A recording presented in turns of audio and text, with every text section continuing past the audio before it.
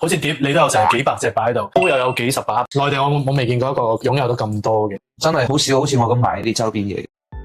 來到這個魚兒的餐廳，左邊是他的餐廳，右邊也是他的餐廳。Hello， 我係 Seven， 大家都中意叫我七師傅啦。你入咗行幾多年啊02年到而家幾多？你24年。你屋企係咪做廚藝相關嘅？我阿爺咧係鄉廚，我阿爸就唔係。但我阿爸咧有天賦嘅，佢煮嘢好食嘅。我細個嗰時咧，我覺得我爸煮嘅嘢係最好食嘅。食神啊，應該叫啟蒙，打開咗對呢個行業嘅了解。真正影響嘅係本土全席嗰個戲咧，令到我哋真正着迷呢個行業。原來哇，廚師都好似偶像咁，好似武林高手咁備受尊重嘅。最後確認要做一行就係飲食男女。呢3部戲就係奠定咗我做廚師嘅一個初心咯。你炒下，用嗰啲蓮花爐去炒下，突然間變咗咁樣，有西餐酒店用嘅 combi oven 啦，有熟成櫃啦，中間到底有咩令到你可以接觸到呢啲咁？我以前入行係做中餐嗰陣時係炒鑊啊，嗰陣時就中餐師傅啦，就比較保守，唔係咁輕易教人。咁我哋就轉咗去做西餐。07年到17年咁上下，有中餐嘅學習背景，有西餐嘅一啲從業經歷，令到我哋有啲咁樣現代料理嘅概念出現。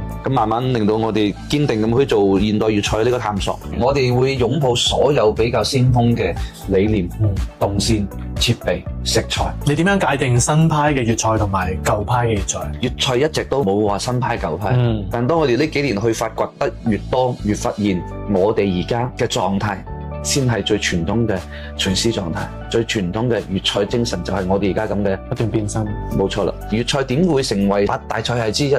或者係世界上面比大眾最熟悉、最認知最多嘅菜都係粵菜，因為粵菜一直都包容、好先鋒，佢係好海納百川嘅。粵菜嘅精神先會令到我哋粵菜廚師行得更遠，最重要嘅一個根本。之前我哋都去咗其他人啲餐廳嗰度去睇人哋個工具箱啦、工具包啦，咁而家嚟到七師傅嗰個工作室，成屋都係靚嘢，有佢儲埋嘅刀刀劍劍啦，真係刀刀槍槍啊！跟住呢邊你睇下，有貝殼刀，仲有7個插頭，普通人都唔係咁容易可以儲到咁多碟啊！咁你見到仲有後面呢啲西式廚房嘅工具啦，仲有我哋唔少得呢個工作環境，就係所有嘅靈感來源，就係七師傅嘅珍藏。咁耐以嚟咧，我收藏得最多嘅就係廚刀同埋廚師嘅周邊。咁呢個係我嘅偶像啦，精神引路人，打破一切。點解我哋要突破傳統？點解我哋要不斷咁去顛覆自己？孫悟空就係啲咁嘅人。我想睇下一字記之曰心嗰個武具。心好啦，好有趣！你講嗰段嘢嗰陣時，係啦，咁我都希望話我哋嘅故事可以點醒大家對呢個行業嘅一啲認知啦。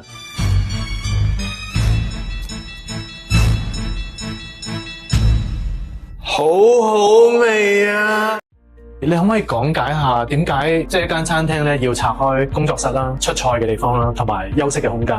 我哋而家叫做有條件可以俾自己留一個自留地嘅時候，咁我哋可以更加打開到自己嘅一啲思索嘅大門。呢個時代嘅廚師應該都有共同嘅一啲愛好啦，好似《西遊記》啊，我哋嘅大俠夢啊，我哋嘅 CS 啊，呢啲全部都係可以講係陪伴我哋成長嘅一啲元素啦。一個情懷係啦，呢個係我辦公室嚟噶嘛。係啊，辦公室搬嚟放自己最中意嘅嘢噶嘛。好似我最近有一把好中意嘅玩具，哇，係咪好緊要啊？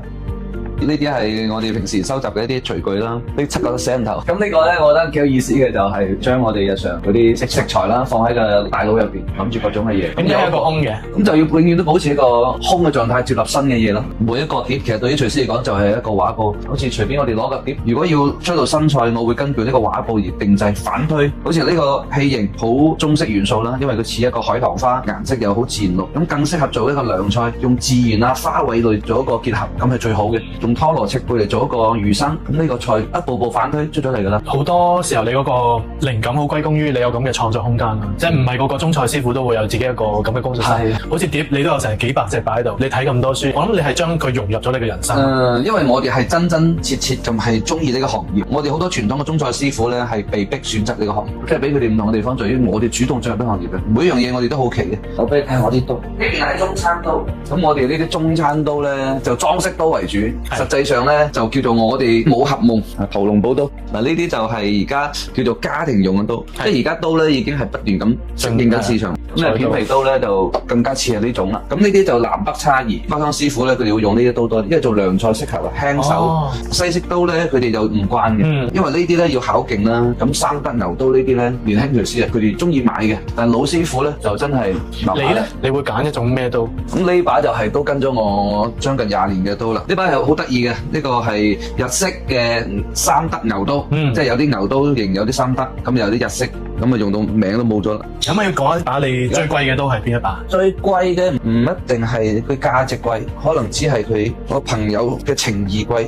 呢把係保時捷，一個老友送俾我嘅，大家當年一齊學廚啦。咁然之後咧，佢就冇堅持到，咁佢又送咗把刀俾我，咁我都唔好捨得出嚟攞去用嘅。Designed by Porsche 保時捷的一個聯名刀301槓，手把是一體的，手感特別好，設計感非常不錯。中國而家咧冇人做呢啲事，即係冇人會設計好一把刀。呢幾年有個新品牌嘅 Chef， 咁佢哋都開始做一啲佢哋嘅設計，不過咧就未係好成熟。佢哋做緊啲限量版啊，仲有一個 Made in China，啲手把嗰啲其實唔輸日本嗰啲嘅，一啲都。其實我自己好想做嘅，咁只不過冇咁嘅時間同埋冇咁啱，我唔知點做開始。會唔會有機會可以做一個聯名咧？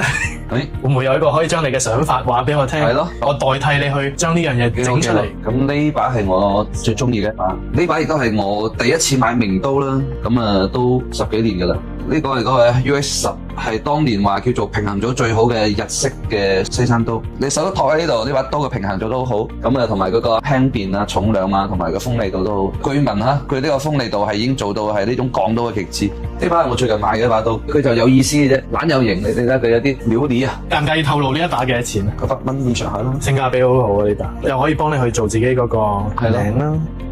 哇！我呢個袋真係幾好，我未見過一個有個亞加力嘅。係啊，佢個展示幾好嘅。一般嗰啲袋咧會有個缺陷就係你擺入去裏面啲嘢會散嚟散去。冇錯冇錯，我當時就見到佢呢個幾好，我就買咗一套。你真係喺咁多個廚師裏面係一個有眼光嘅。即係我當時中意佢咧，呢把刀嘅一個系列嘅紅眼睛啊，好有辨識度啦。咁不過質感上面，我覺得你哋真係勁勝一籌嘅。內地我未見過一個擁有到咁多嘅，真係好少好似我咁買啲周邊嘢。係啊，最後一把刀分享俾你，呢把刀好好笑嘅，最細嘅一把。比較一下。我以前好中意喺啲論壇啊去買下啲刀啊，尤其啲有時日本嗰啲小作坊啲刀啊，有啲佢哋會自己帶翻嚟，咁啊攞嚟交流。嗱，我哋準備咗俾 Chef Seven 嘅禮物啊，因為我本身係海鮮市場出身嘅，咁呢把係代表我自己嘅一把工具啦，就係開蠔刀。我擁有嘅第一把刀其實就係蠔刀。真係啊！我係覺得蠔刀好靚，所以我嗰時我都唔開蠔，但我買咗10幾款唔同嘅蠔。咁啊呢幾年用下就壞晒啦。呢個我特別中意。你哋公司做得好細緻喎，呢把真係靚。我以前我都好想做呢件事，即係做一個廚具品牌。今日嚟咧，其實我哋可能可以實現到你少少嘅願望，又實現到我少少嘅願望。因為你送咗一把刀俾阿 Jerry 啊，同埋 F4 都有一把。咁我見到我摸上手，我話咦，其實唔錯嘅。但係如果佢唔生鏽，跟住嗰個柄可以換到更精細啲。Jerry 見到咪 CMO 啦？哇，呢個靚，呢把刀特別好，呢把刀又輕強又好。